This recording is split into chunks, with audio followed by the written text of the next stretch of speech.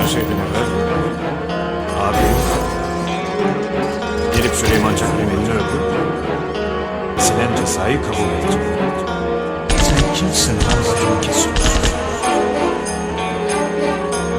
Racon kesmiyor.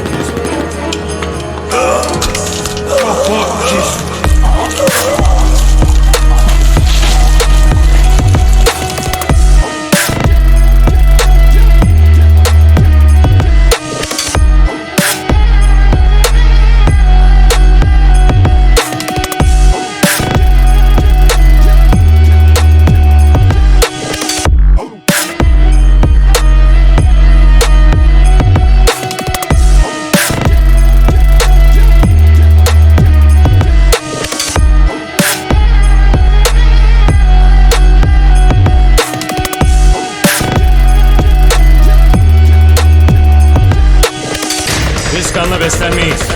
Sülük değiliz. İtaatsizliğin raconunu biz koymadık. Ama biz uyuyoruz. Büyüklerinize böyle değil.